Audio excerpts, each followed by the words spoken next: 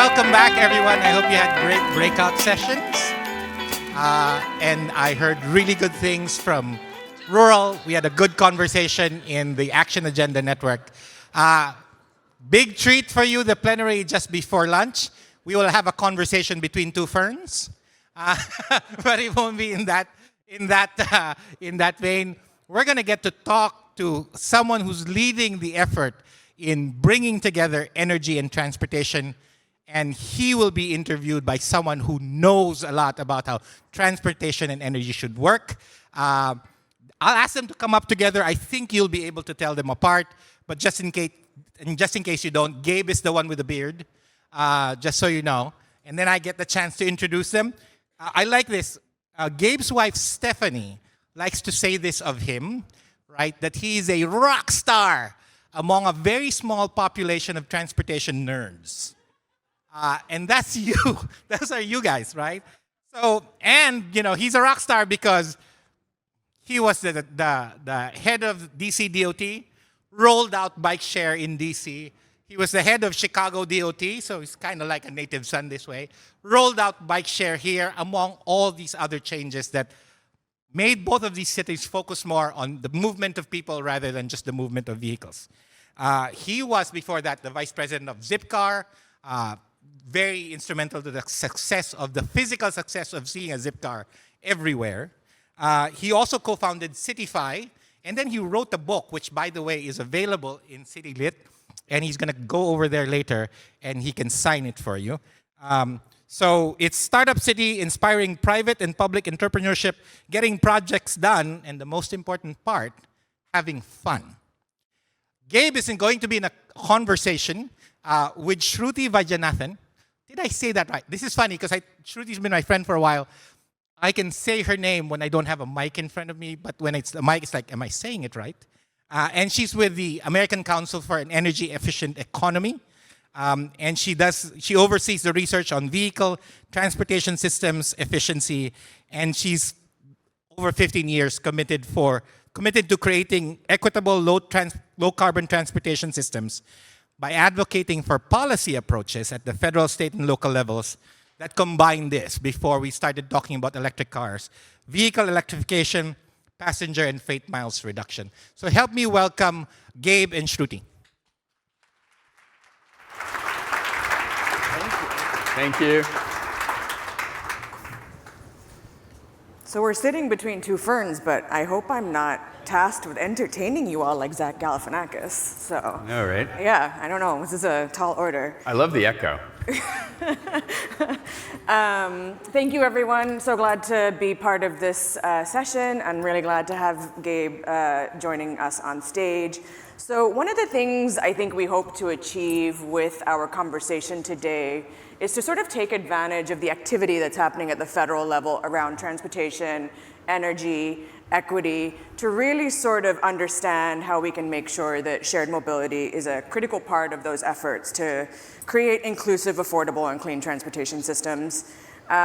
We've seen a number of happenings in the last year alone that have the potential to significantly change our transportation systems in the United States. I'm talking about, key programs in the bipartisan infrastructure law, the Inflation Reduction Act that have favored climate emissions reduction, equitable access to neighborhood transportation options, and programs that will correct historic wrongs created by past transportation investments. And then, of course, a couple of weeks ago, we also had the recent release of EPA's fuel economy standards, which are expected to really drive electrification. So we've really got some great activity to take advantage of.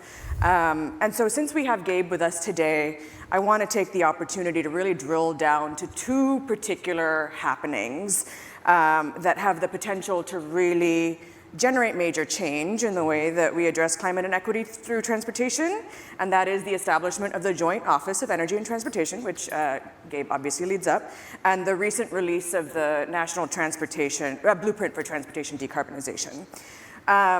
But before I dive into those probing questions for Gabe, I'm going to turn it over to him to sort of say hello to the crowd and make some points.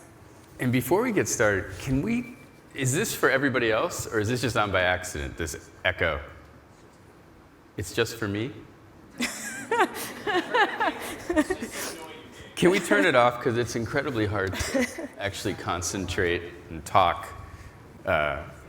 with the echo in your ear. I don't think I'm hearing it as badly as you are. Oh, really? Yeah. Can you? Okay. It's pretty bad, right? Yeah, it's terrible. Really? All right. So let me walk over here. There you go. Okay. It's slightly better. But yeah, for those people over there, it's terrible. Yeah. Shall we rearrange the seats? Well, or just turn that down or off. It's probably the TV. If you, There's no sound coming out of the TV. well, if you stand over here, you can hear an echo. Or maybe I'll just move my chair. Let's do that. Okay. Anyway, it's nice to be here, and it's so nice to see Benji, and nice to meet Shruti. Benji and I go way back, like, I don't know how far we go back, maybe 10, 12 years? And Benji used to give me money, and I used to spend it when he was at the, I don't have money anymore. at the Rockefeller Foundation and Knight. And I was so happy to see him take over this organization, because I think he approaches this topic with humility, but also with a different set of experiences. When you sent me over to Manila, I don't know if you sent me over, but I went over. It's a different world. And you realize, like, culturally, you know, we have a certain way of doing things that we think is normal based on growing up here, right? So anyway, it's great to be back amongst my people. This is sort of where I came from, the shared access world, if you will. And at the federal level, you know, well, first of all, it's incredibly interesting. I mean, the work that's happening right now is, it's world-changing. You know, we're talking about not just electrifying the transportation system, but we're talking about the potential to really reinvent mobility at the same time. But if you go up to 10,000 feet, you're also really talking about reinventing the economy, because we built the economy on the back of fossil fuels over the last 130 years. Very much a sort of subsidized fossil fuel system. And so we're talking about reinventing the economy, reinventing jobs, giving people opportunities that historically haven't. So it's a big challenge. Some people are like, why did you want to go do this? And I was like, because it's really hard. You know, it's really, really hard. And the idea of breaking down silos between energy and transportation is incredibly important. And breaking down silos, period, within government is super important. And my book, which I wrote, was also really about breaking down the silos between government, nonprofit, and business, and focusing on the outcomes for people. And I think that's probably something that we all have in common. I see Veronica Vanderpool from FTA. You know, this administration is so focused on outcomes. And the talent pool at the federal level now and in the future, because it continues to grow. We're bringing in lots of people from public, private, labs. It's an honor to really work amongst these people. But, you know, we also are serving the entire country. So we're serving, you know, dense urban. Chicago has a lot of different land uses, right, in the city, right? I was in Portland last week, and I was at the Daimler truck factory, which is in an industrial district in the city of Portland. So, and then we have to serve suburban and rural, and we have to build a national network so that people feel like they have the freedom to travel from one corner to the next. So I also like this idea that we're building a context-sensitive system, right? It can't just be for people in Chicago or DC, it's gotta be for everybody. And you can't penalize people because the land use pattern is what it is where they live.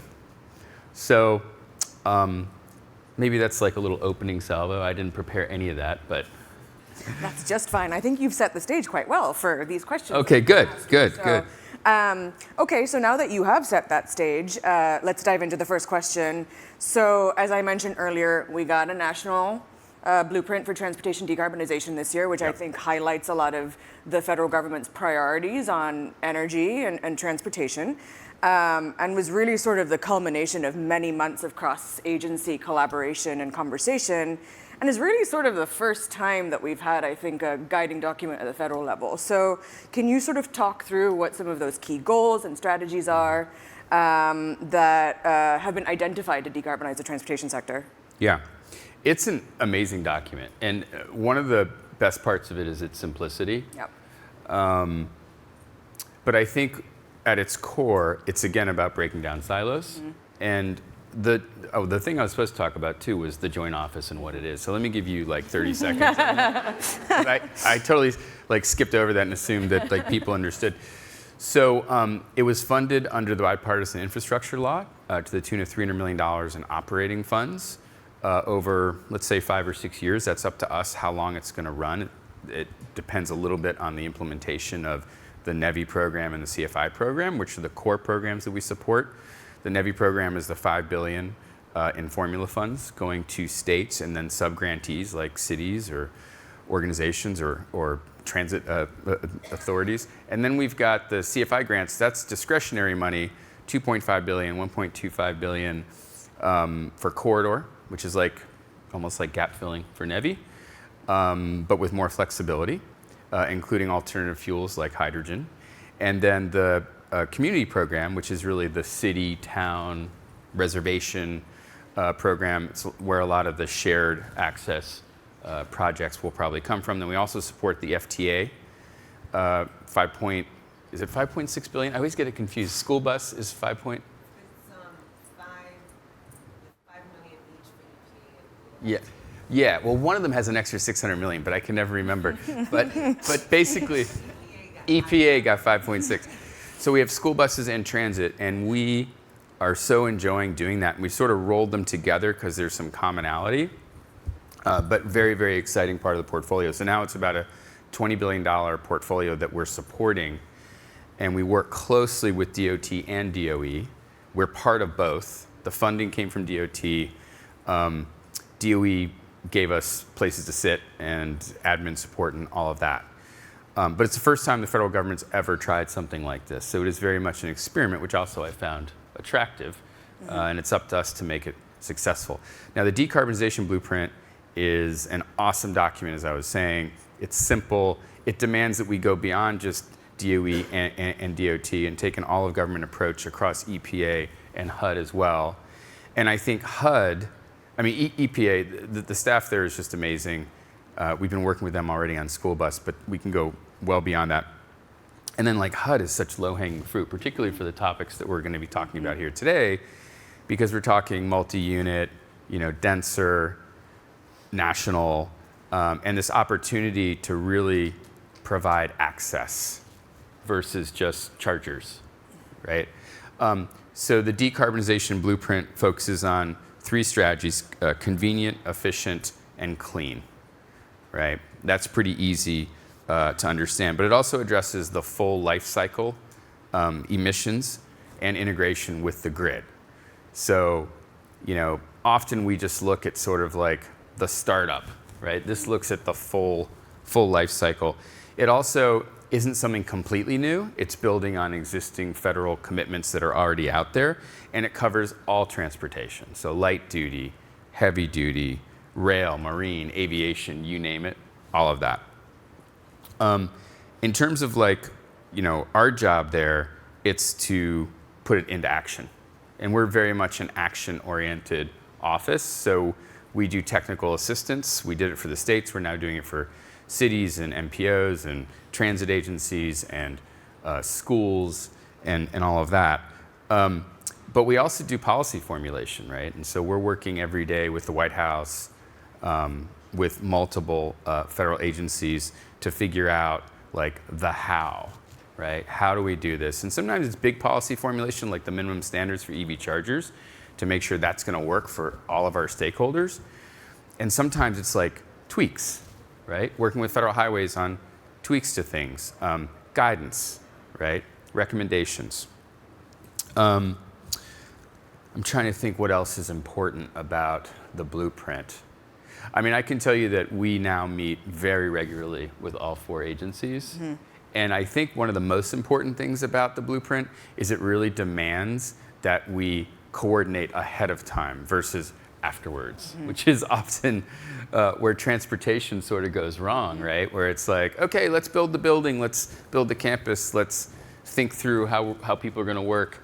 Oh, and then by the way, and then you got to provide the transportation system. Oh, and then you got to provide the electrification, and there's a 4-year backup on new substations, and that doesn't really work. So the idea of coordinating upfront and having integrated planning, which as I go around the country, and I'm on a little bit of a tour right now to promote the CFI grant program and get cities and folks like you to understand why it is for you. But the integrated planning part is so important to giving people access. Yeah, I think a lot of us were very heartened to see that there's a system-wide approach taken in the decarbonization blueprint, and recognition that multimodal transportation was going to be critical to that part. Yeah. So you flagged that the blueprint is sort of an effort to take a whole of government approach to making progress on decarbonization. I think one of the risks we run in these multi-agency approaches is that some of that information or those valuable resources folks don't really know about. So how are you doing the work to sort of understand that our decision makers at local levels and state levels or interested stakeholders sort of are aware of the different funding opportunities that are coming out of these decisions? Yeah. I mean, that is really a primary part of our job. That's like why I'm out doing this. Like, we have an internal role on policy formulation and working across the agencies and getting alignment with the White House and all that kind of stuff. But then externally, we are disseminators of information and sort of aggregators and consolidators, because the good news is I was in your shoes, either in a company and not even understanding how the government worked, or I was in a city or a state DOT. And even then, just the number of acronyms is overwhelming. And the federal government's sort of this opaque black box, I like to say, right? And so we like to think that we're the front door to the federal government for information about how to electrify your city transportation system. That doesn't mean we have all the answers. We only have 29 people. We're on our way to 50. We have some great jobs posted still. There's about 15 open positions still, so check it out on our website. And that leads me to the next thing, which is if you go to our website, it's very actively updated. And so we have all the tools that we know about from DOT or DOE there in a consolidated fashion, so you can use them. When they put out a press release on something, we usually echo it. We have our own information there and our own expertise that we've developed. Like, sometimes we're pulling from all across the government to answer questions.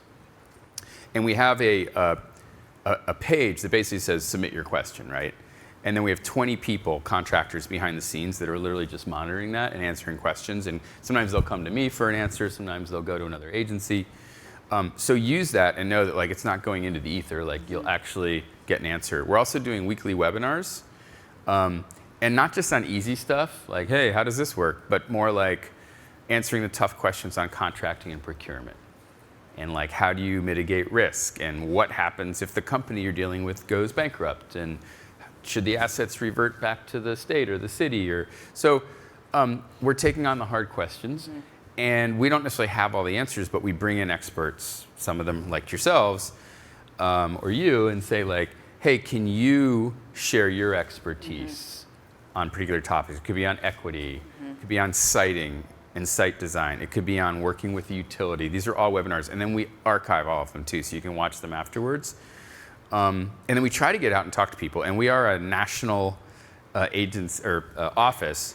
And so we're hiring people right now in San Francisco and Los Angeles and Detroit and Miami. And so we will have representation around the country to actually talk to people as well. Does that answer the question, Tori? I think so, yeah. Okay. I mean, I think that sounds like it would be it's a useful resource and for folks to take advantage of, so. Okay. So, Gabe, you've used the word electrification a lot in your comments. And I think one of the main topics of conversation for this conference is that there's often been a conflict between electrification and shared mobility in terms of decarbonization, in terms of understanding how our transportation system needs to serve people. And I know in working in energy that when people think of policies at the intersection of energy and transportation, they often think of electrification and standards. But I think redefining energy efficiency or decarbonize transportation to include a lot of the things that we are talking about in this conference is super important. I think we need to look at stuff from a system level. Yeah. So I'm sort of curious how you at the Joint Office is sort of addressing this issue in the work that you do, and how you're sort of bringing those two worlds together. Oh, thanks. Now I have my back to Veronica. Don't take offense. So first of all, I'm here to dispel that myth, because I don't think there's a conflict between electrification and access and shared mobility. In fact, I think it's the opposite. But it's up to us to create that future, right? I mean, sure, we could just build electric Hummers or whatever, and that would have a certain outcome. But that's not necessarily a context-sensitive solution for cities. So, I mean, there's so much to delve into. Like, there's probably a bunch of subtopics that we should talk about. But my view is that when we electrify, I mean, get down to brass tacks. If you're electrifying a curb, and I remember before I had this job, I was working with New York City on this, and the thing I kept talking to them about as a consultant was like, what are all the things you want to do at the curb, right? So they wanted to electrify streeteries, because those are going to be permanent. They wanted to have the ability to light up information for people. They wanted to be able to electrify bike share stations permanently versus just doing battery swapping. Have the option for other micromobility solutions. They wanted to be able to have the power for Wi-Fi. I mean, I can go on and on and on, right? So when you think about the opportunity, let's say, to give people access, low-cost access, to fund multiple modes, well, it's the old 80-20 rule. I think everybody's heard of that, right? So, 80% of the cost is in the construction, right? So make sure that you're stubbing out for everything that you want, and you're doing that integrated planning that we talked about for everything that you want. And one of the things that we've been working on with DOT is an urban EV toolkit. We have a rural one, which is actually really good, and there's a second version of it coming out. And some of the rural can be applied to the city, because some of it's just basic stuff. But the urban EV toolkit will go into detail even on funding streams and what you can use for micromobility. And I just got an email this morning from DOT saying, here's all the funding streams you can use for CapEx, and there may be one for OpEx as well, which is really, really important. What was the question again? How do you bring the two worlds together? Yeah. Okay. So I think some people intuitively get this, that this is a solution because they live in cities and like they see we're selling more electric bikes than cars by a long shot nationally or worldwide. You look around the city, how many people do you see riding Divvy, right? Riding spin scooters. I mean, it's everywhere. And it's much more cost effective. So when you talk about, from an equity standpoint, how to get people from point A to point B, what percentage of trips are less than 5 miles? It's like 60%. So, I mean, that's a perfect ultra lightweight vehicle trip. And the nice thing about electric, like I remember when we launched Bike Share, the first Bike Share in DC, and it so warmed my heart to see people that never would have gotten on a bike. The person over 60, the person that was maybe overweight, right? The person who didn't have the ability to go buy a bike, but now had one in their neighborhood for a few cents a day.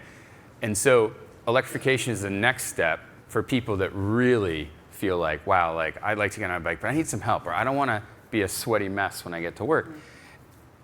And once you get on one, like, even Polly Trottenberg was telling me, Deputy Secretary, like, yeah, I mean, like the electric bike is just a total game changer. Like everybody recognizes it once they get on it. So, I think trial usage is important. I think cities figuring out that OpEx problem, which Benji and I and others were talking about. One of the challenges I see out there, I'm sort of taking off my Fed hat for a second and putting on my city and private sector hat, is that a lot of times cities just want stuff for free. And I think the first thing cities need to do is say, what do we want our transportation system to look like? Don't worry about what you can get for free or what the feds are going to fund or whatever. What do you want it to look like, right? Like San Francisco just ponied up $13 million to prop up their bike share system, right? That's important because they value it. Minneapolis just let their bike share system go away for $2 million. So it tells you what people's priorities are. And if we want shared mobility in our cities, you know, I said this, I wrote an article about this a few years ago in Forbes, like transportation services typically don't make money. It's true, yep. You can look at ride-hail companies, you can look at bike share, you can look at scooters, you can look at airlines. Yep. They typically don't make money. So if you want something in your city and you run the city or you're in a position of power, you're an activist or you're in the private sector and you want subsidy to do something great, think about how that's going to work. And then I think you can do the integrated planning, and then I think you can figure out the electrification component. One of the things we were talking about last night is when you start to mix the different pots together, what the utilities need to do to be successful, to have a decentralized, ultimately, system. When you look at what the shared mobility companies need to make their, to make things pencil on an operating basis, and you look what the cities need in terms of outcomes, right? Sustainable outcomes. You put all that together, and there are models that absolutely work. And when we started Divvy here, the most basic thing we did to make it successful is we said, hey, we're going to use CMAQ funding, right? And back then you could use CMAQ funding for 3 years of OpEx. We'll cover the losses for the first 3 years, and then we split the profits or the losses with the operator. Period. Very simple, right? But we need more of that kind of creative thinking. So anyway, that was way beyond what you asked, but... No, that was a good segue to the next couple of questions I have, which is I think sort of bringing these two worlds together also requires that we bring sort of key stakeholders and decision makers along. And my next question is going to be about the utilities in particular. How do we make the case for them that they have a role to play in shared mobility, and that their role is not just to sort of advocate for EV deployment because it builds a business case for them? Yeah. You know, I think it's funny, even me, when I came into this role, I think I sort of misunderstood the utilities a bit. I mean, they fundamentally want to serve their customers. But I will say that they are going to wait to hear from their customers before they start doing things typically. And one of the issues we have right now, and I think the federal government has sent that signal to them that there is funding, this is directionally where things are going, and it's okay to invest. And we're also putting money into it. DOE has like $13 billion available for grid upgrades, right? So there's no lack of funding to support them, but they also don't want to dig in the ground 16 times, right? And so they're sort of waiting for cities and towns and folks to come to them, states, and say, here's our plan. And I will say that some utilities and regulators have better like maps. Like Rhode Island, you can go and look at where the load capacity is throughout the state. Now Rhode Island's small. There are other states that don't have any of that information. So there's different levels of sophistication. But again, at the end of the day, it's up to us to know what we want to build and then to tell the utilities what we need. And I think like we're actually hiring right now for a senior advisor for utilities and regulatory. This is exactly the type of thing they're going to work on. And we just held a webinar about this exact issue too. But I don't think that the utilities are resistant. And I don't think they are, I think they actually would rather fleets, which is much more predictable, right? And they understand that than just individual cars. It's easier for them to understand.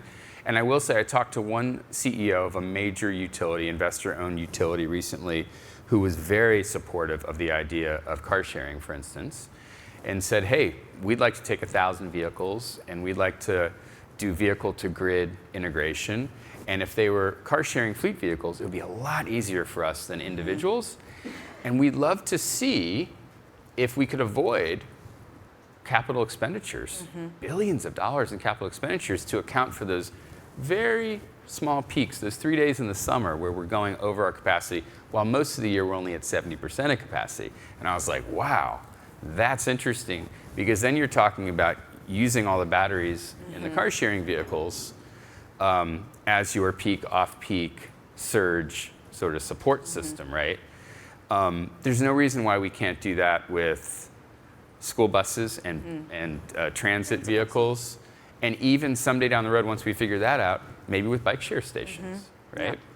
Because that's where we're heading. Like, if you look at where things are going in a lot of different areas, fintech, I mean, there's a lot of different things that are becoming more decentralized than centralized. And solar is a great example. And we take a lot of lessons in our work for electric charging from the solar industry and all the learnings there. And I talked to Jigar Shah, who's in the LPO office, because he lived all that at Sun Edison. And there's no reason to reinvent the wheel if we can learn from what happened there. And I put 76 solar panels on my house, and I'm off the grid, pretty much, and they pay me now. Yeah, I think there are great grid resilience and climate resilience opportunities in shared vehicles between car sharing fleets, public transit in particular. I mean, those batteries are big and could provide a lot of support to utilities and also effectively make the case for their interest in shared mobility. Well, hey, one last thing on that. I was out at Argonne yesterday, and I see Imric over there. He did some really interesting analysis, I think it was for CTA, on what they actually needed in terms of capacity. 'Cause I think everybody thinks, hey, I need the biggest battery I can get, and I need a DC fast charger close by. And the reality is, like, I think he showed 60% was like 60 miles or less. I'm like making up numbers. but no, 80. It was 80%, I think, of the vehicles that the CTA needed were 60-mile batteries, which is a huge difference from a 250-mile battery in terms of cost. The main cost in these vehicles is the battery. U.S. Postal Service, their average trip in a city is 6 miles. Amazon's 130. So you have to look at like what people are actually doing in the use case. The majority of the charging in this country will be level 2 and level 1 charging. I mean, like 90%. And then you need DC fast chargers. So when we talk about grid and utilities and the stresses on the grid, they're real, but it's going to be so distributed over mostly level 2. I'm less worried about that, particularly in the longer term. Yeah, that's a good point. So sort of continuing on this idea of bringing these two worlds together, I want to turn it over to you to sort of highlight some of these federal funding streams that may be available to bring those two worlds together. How can we braid some of the funding that's available through IIJA and IRA and otherwise right now to sort of bring together electrification and shared mobility? Yeah. Actually, I'm going to pull up this email I got this morning. Real-time information. Because I was asking about like bike share and micromobility. And well, so actually, let me take one step back. So in the Urban EV Toolkit, you're going to get like an 80-line sheet that's going to talk about all the different funding streams available at DOE and DOT. It may go into a few others, but there's also other money, right? There's money at EPA. They have like 20 billion that they're formulating right now. So money's not the problem. It's the creativity, but there is Surface Transportation Block Grant Program, right? That can be used for PED and bike projects. There is transportation alternatives, and there's a TA set aside for pedestrian bike facilities, trails, so on and so forth. Carbon reduction program. This one I know less about, but is really interesting. And it is for transportation alternatives, including, I think there's transit support here. And it's about reducing vehicle occupancy rates, reducing demand for roads. It even includes electronic toll collection, but we think there may be eligibility for operations there. And then, of course, old tried and true CMAQ funding, which is so important. And for me, that's how we did a lot of our work here. Transit stations, bike share stations. But like when we did Divvy, we used CMAQ, but then we got a discretionary grant to expand it on the Blue Line, for instance, right? So there's so many grant opportunities. I was just with Ben Levine from USDOT, works in research, the SMART Grant program, and they just launched, I think it's 9 cities, zero emission delivery zones. we can't forget freight in this. Freight's important. Yep. And I know we don't think about it as shared use, but when you get things delivered to you, and I was at the Urbanism Next conference last week, and they talk a lot about e-commerce, and that removes trips from the system, or it can add trips, different types of trips. Went to Beeline, the electric cargo bike delivery company, one of the leading companies in the US that does that. And so they're going to have 16 blocks in Portland, but then there's 9 other cities where they're basically saying, okay, we're going to have the appropriate vehicle, electric vehicle, to bring it into the city center. They're going to use a much smaller vehicle. And so that grant was absolutely essential. And if we show this in 9 cities, and this is something they've been doing in Europe for a while, by the way, then maybe it can become a model, and maybe it's something that will be funded more regularly at the federal level, but you have to prove it first. And that brings me to another funding stream, and that is our own funding. So I mentioned we have $300 million in operating, but we have taken about $50 million of that, and we have put it into a notice of intent for a funding opportunity. And so you should please check that out. It includes creative business models for electric charging in urban areas, including shared access. I just have to be careful how I say things because, lawyers and stuff. And it's an open thing. And resilience. And then, of course, the CFI grants and the community grants, which are open right now. They're due May 30th. That's 700 million, I think, right now, of the 1.25 billion. And so a huge opportunity there. And I would encourage people to really read it closely. Do a word search. Look for shared. Look for multimodal. That money can do a lot of different things. It needs to do a lot of different things at once. I think this administration is also about efficiency, right? So do as many things as you can with the same pot of money. And if you want to if you want to apply for a CFI grant and say, hey, we're also applying for this and this, you can do that. You can apply for multiple funding streams. Yeah. I think the amount of work that goes into these applications is where your websites are going to be helpful in terms of providing guidance, because there's just such a wealth of funding available to take advantage of currently that keeping atop of that information, I think, is critical. It is. Okay, so moving on to another topic here. So obviously the theme of this conference is all together now, which I think sort of very succinctly summarizes how critical it is to create transportation systems that serve everyone. Yeah. And I think you've touched on this sort of briefly throughout your comments, but it'd be great to hear how the Joint Office is sort of trying to make sure that our transportation systems are not only low carbon, but actually respond to community needs. Yeah. Well, for one thing, we're coming up with models for. I feel like we've been doing community engagement as a country, as a bunch of cities for a long, long time. I think we got to do it better. We got to ask the right questions. We have to listen, and we actually have to act on it. And we have started something called the Just Consortium, and it's with 3 national labs, and we're doing research into how to do that more effectively. And then we're going to provide tools to our stakeholders and data. But also, if people have already been telling us what they want, let's look back at what they've already said, right? I was on with the climate mayors, like 25 climate mayors, including the new LA mayor a few weeks ago. And the first couple things that came up were how do we also fund micromobility, shared access, all of that, and how do we do it, in an equitable way across our cities? And I think one of the things that people need to understand about the funding that the federal government is providing is it is meant to address market failures. So when you go to build the charging stations or put in the electric car sharing program or whatever it is that people want to do, and the bidders come back and they say, well, you know what? This dense area is viable. This area is viable, but man, this area, on the south side, not so viable. Well, that's where we have that gap filling money, right?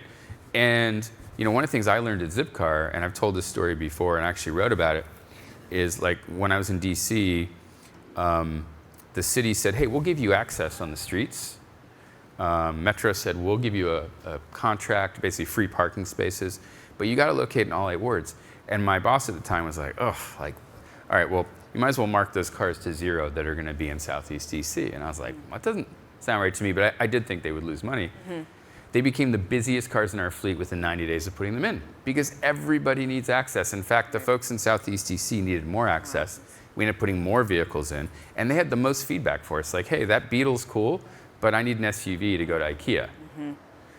So there's an opportunity to create this catalytic flywheel where you use the federal money or the state or the local money to make sure you have equal access across the city, or equitable access. And then you show that, no, there is a market, right? And Divvy, I was just talking to Sean Waddell, Divvy just launched last week in the entire city, right? Okay, so, and we launched Divvy, 10 years ago? And we purposely didn't drop it into people's neighborhoods. Right. We put it in the areas we knew it would be successful. We held the money back. We had it ready, but we wanted the aldermen and the communities to ask for it. And we educated people on what it was and how it worked and why it was, not only low cost and reliable, but fun. And now it's citywide. So I think the way you do it is important too. In DC, when we launched Bike Share, we just sort of dumped it into neighborhoods and we didn't really do the education component. And people are like, what is this, right? Yeah. So there's really a lot to it, and the JUST Consortium is going to help us internally with our stakeholders to do a better job. We're also hiring a chief equity officer, and we've embedded equity in all the programmatic elements. So it's a matrix structure. So we have somebody responsible for equity in each part of the organization.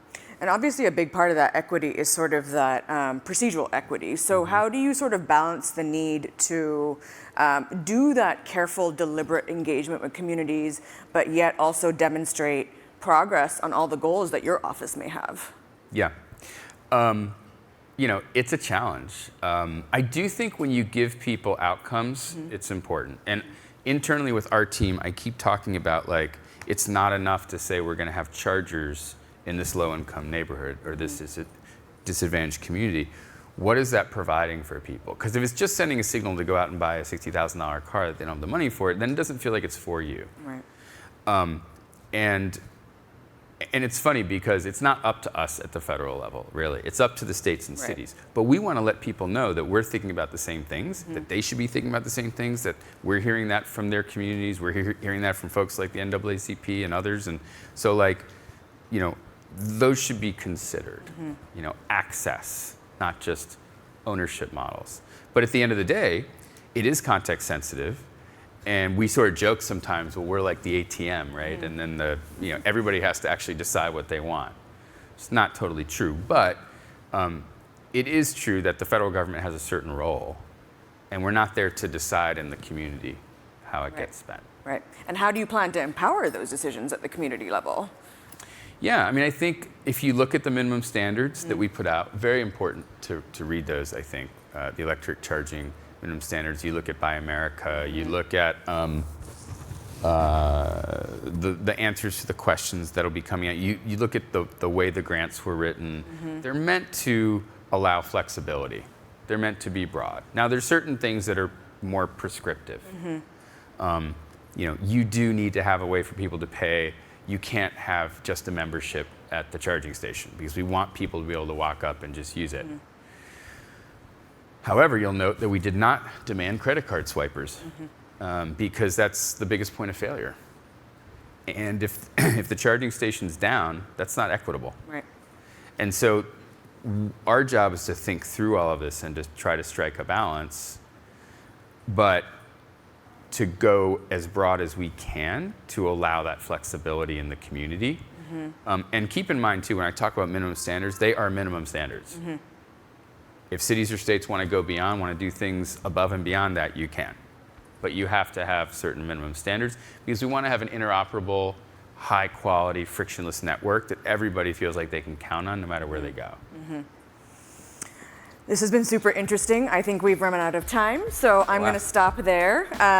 But thank you so much, Gabe. And thanks, everyone, for joining us. Thank you. Thank you. Thank you, Gabe and Shruti. Thank you so much. I take away two things, right? You all have to start thinking about energy now, not just electrification and energy networks. So another thing to add there. Also, read up on all of the things that are coming out, right? And there's more opportunity.